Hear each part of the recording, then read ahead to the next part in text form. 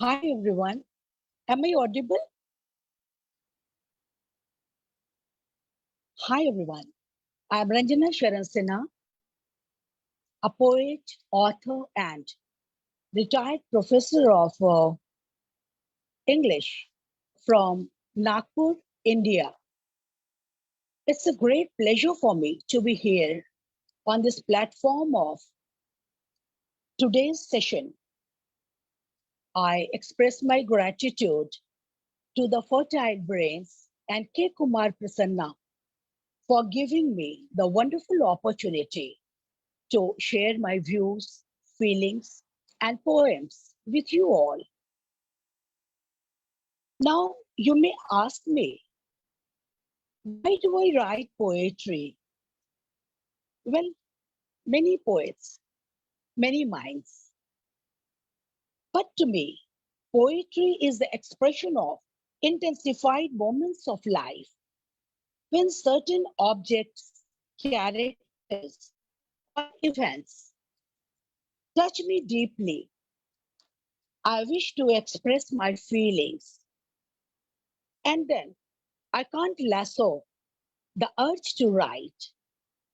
Poetry becomes a cathartic avenue for me.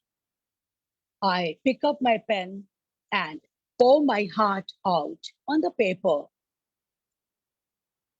The creativity can be sparked by the sound of birds, a sunset in the morning, the rustling leaves, streaks of flamingo pink clouds, nostalgic memories of the past, destitute children, female centric issues, a gesture of love, and the list is long indeed. So, for me, there is no dearth of subjects when it comes to writing poetry. The feelings or expressions, maybe of sorrow or of happiness, feelings remain feelings after all. Just to clarify my point, I would like to read from the preface of one of my recent poetry books. One fine morning in the month of March, I saw beautiful blue blossoms along the roadside. I was driven by the vibrant palette of colors of the purple jacaranda, the magnetism of velvety violets and moving mauves whispered something to me and fired my imagination. I wished to create a poem amid the riotous purple flame, but after a few days, I found the rich lavender blossom falling on the asphalt road surfaces, bidding adieu to their feathery foliage. I was reminded of Robert Herrick's lines, fair daffodils we weep to see, thou haste away so soon, and yet the early rising sun has not attained its noon. I wished to create a poem amid the lurking shadows of gloom, the transitoriness and brevity of human life. Uh, for today's session, I have categorized my poems that I'm going to recite. I'll begin with my nature poem, The Purple Jacaranda. These are the flowers that fired my imagination during my long drive on a highway. The purple jacaranda. The jacaranda into blossoms, lining the broad pathway amid green foliage awesome in a mauve magenta array. The leaves and the flowers create a dreamy blue heaven Comes imagination in showers, a wealth to the flower maven. The amethyst tanzanite petals, gorgeous in purple profusion, the jade eyes of the feathery leaves, all wonders of God's creation. Human life with pain and sorrow, dull days with dark nights. From nature do we borrow some moments of joy and light. Blossoms quite similar to this on the roadside beneath the sky made my childhood a bliss. To memories I can't say goodbye. Gulmohar galore, burning bright in summer and early monsoon, with crinkled petals in daylight, lured me to the coral red bloom. I tried to reach for the flowers under the canopy of vermilion, different from man-made bowers. The distance brought fascination. How can you forget my pet Sirish, the fluffy, hairy inflorescence? There I played with my friends, green-white blooms with fragrance. The golden cassia, yellow amalthus, like the sun ablaze in noon sky, magnificent in hot, arid summers, cascading down in wonderful plenty. We gathered in the vicinity of trees as the sun removed its fiery veils. We picked up those fallen flowers as if they were precious jewels. No more scarlet gulmohars today. The wayward fancies, infantile dreams have gone in a land far, far away, along with the soul of vibrant shades. The sun sinks amid calm stillness, light of the day draining away. The canary of cassia, crimson of gulmohar, to jacaranda hues give way. Now the purple skies hold sway. The eventide has so much to say. Uh, my next poem is filled with nostalgia, and it is included in the postgraduate university syllabus of Pune University. The title is She's Gone Forever, and this she is none other than my lost youthful self. She's gone forever. In my journey through life, I reach an alien territory. The scarlet gulmohars, with their flamboyant flames, fall on the ground. A sense of fall silently comes. Saddened by the touch of earthly years, I feel inner rumblings. A boundless ocean forced along by the wind of halcyon days surges up within me, provoking nostalgia. Behind the morphing face and body, I look for my lost self, a woman without lines or signs of aging, appears before me, vibrant and agile. I try to loop my arms through hers, but she flies and goes forever, making me feel like a mass of rocks after recent rainfall. Oh, the pleasant petrichor persists. My bygone days, like pale effervescent champagne, hiss in the flute of my advancing years, whispering with the mesmerizing bubbles. And uh, one more poem steeped in nostalgia. The title is Once Again.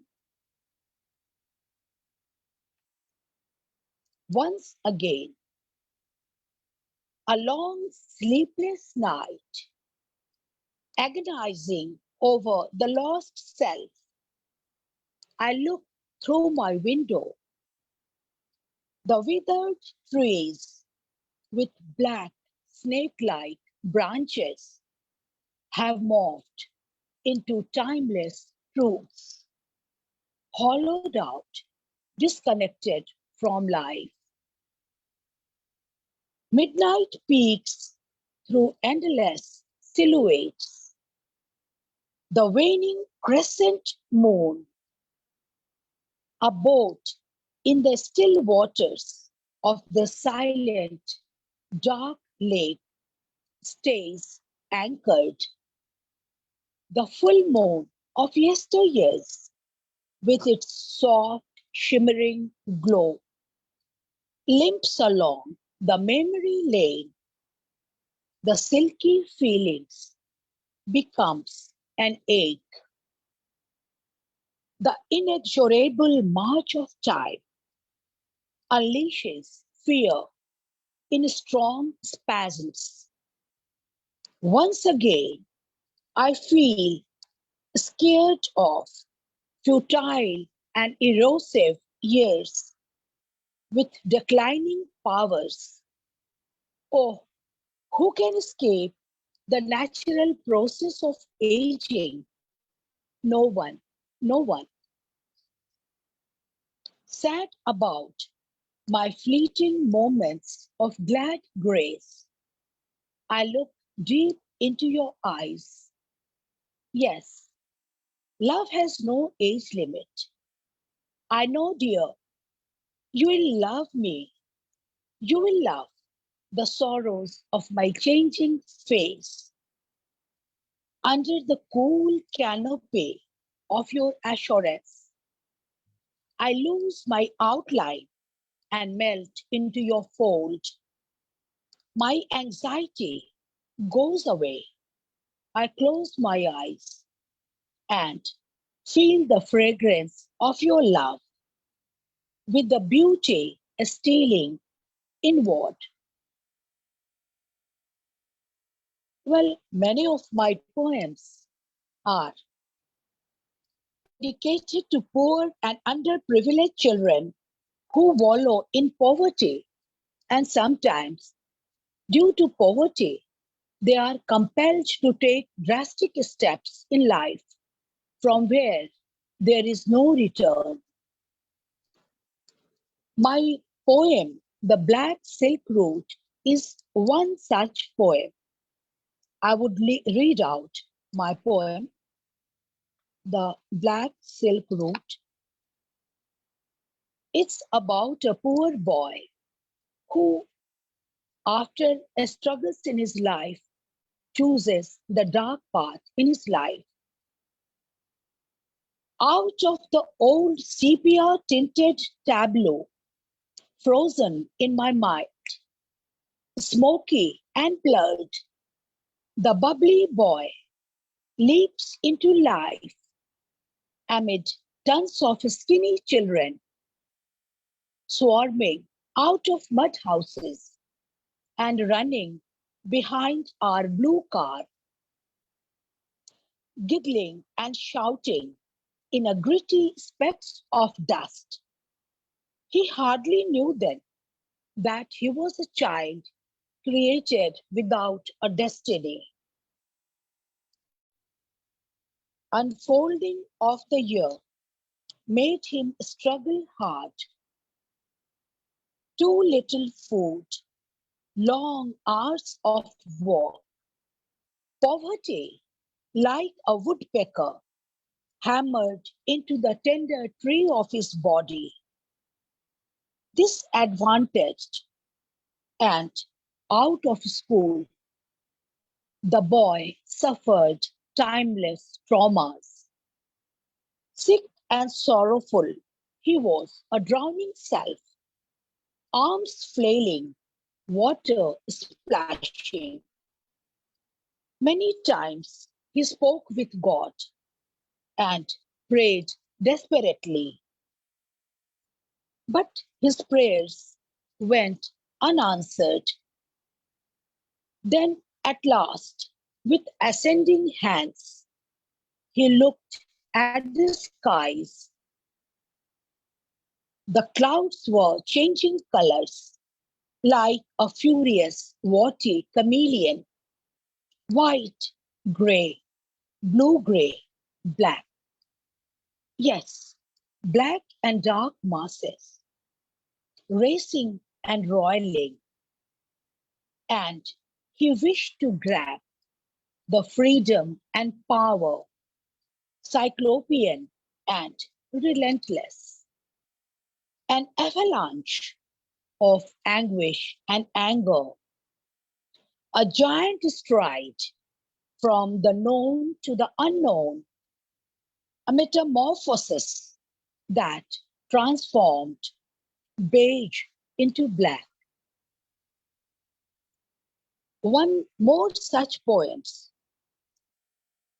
I would like to read, in which I have depicted how a poor innocent girl is duped, sold, and abused.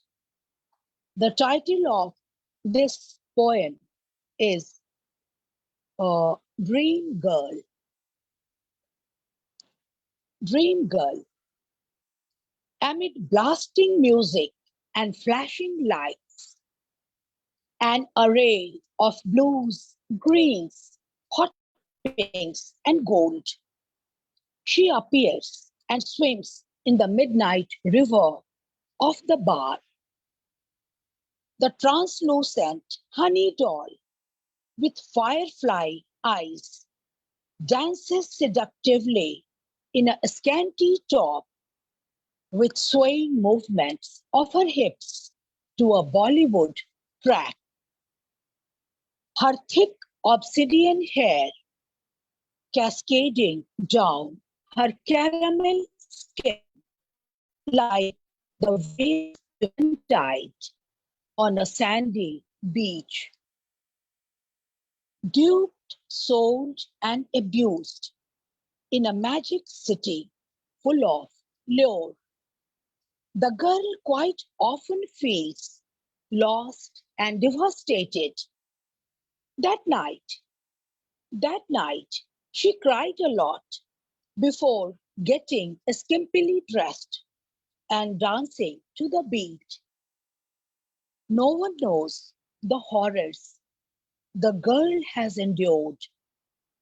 No one knows this is not her desired way of life. Soon she would suffer the same fate as an empty wine bottle, to be thrown off with a bit of dregs, or a cigarette butt smoked and thrown off. Memories of her native village beckon her home like a bosom buddy from yawning mustard fields, opening their eyes after dewy sleep under fragile silver sky, with bursts of amber and rose. The village and her parents all have become pictures on a fading album page, wrapped in uncertainty, full of melancholy murmurs. She dreams in darkness, feeling the ache and the lost contours deep within her bones. And now, uh, I would like to switch on another topic. And now it's time to glorify womanhood and capture the inner strength and fortitude of women. My poem is Mangata. Mangata is a Swedish term that means the road-like reflection of moon on water. So, my poem, Mangata, a riddle in two syllables, a riddle in two syllables, woman, infinite, diverse, magical, fierce, and so much more. I walk on the melted silver of the magical moon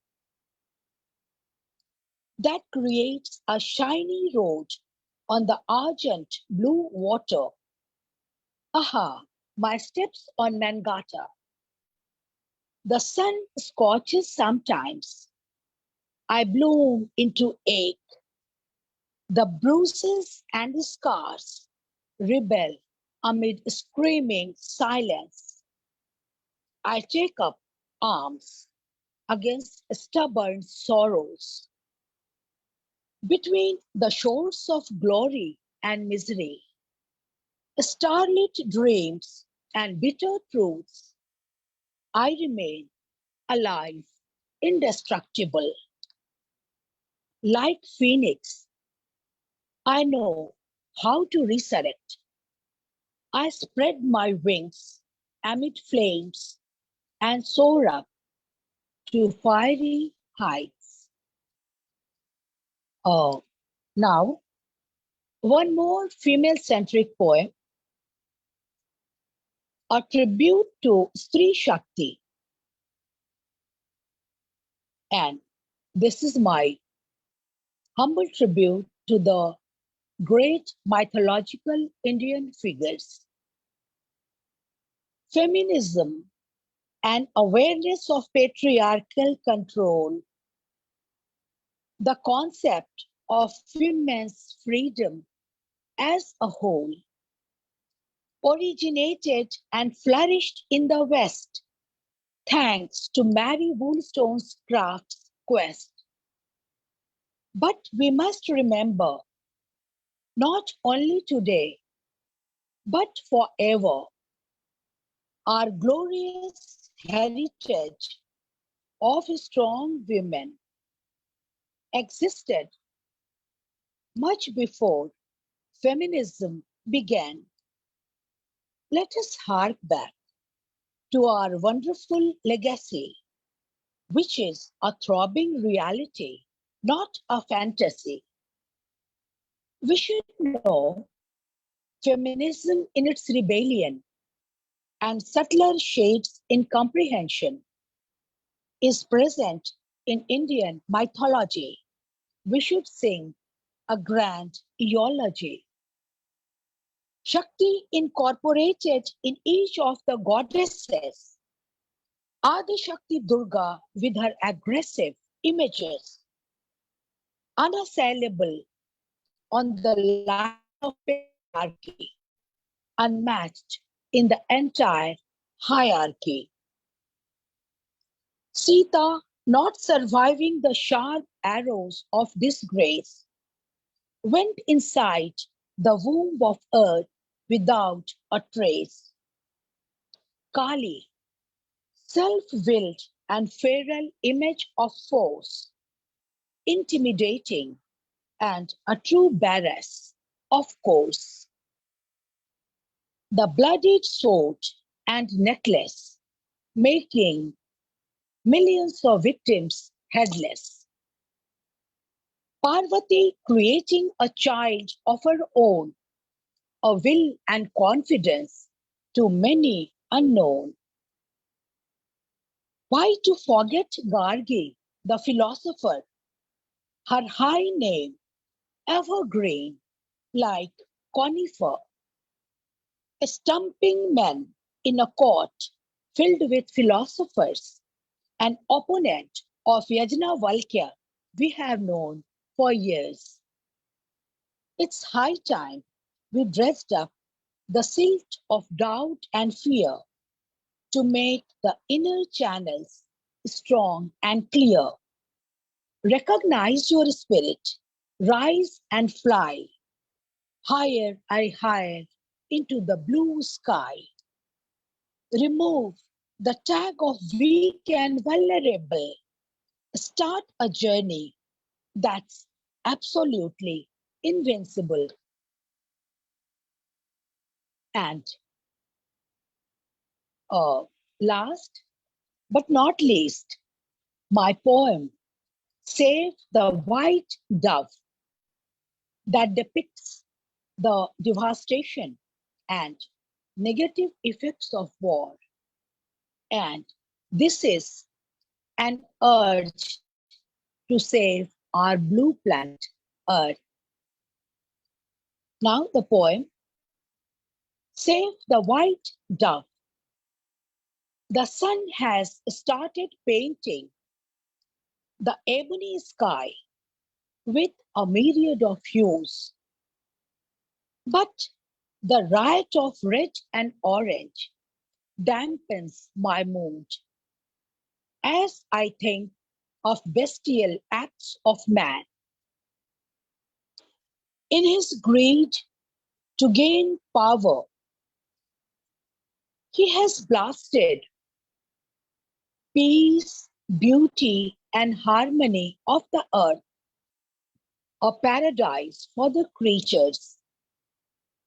Feeling an exhilaration from flying high, like hapless Icarus with wings fixed with wax, forgetting the warning shots of nature, ignoring the tears of humanity, we have begun our plunge into the sea of destruction.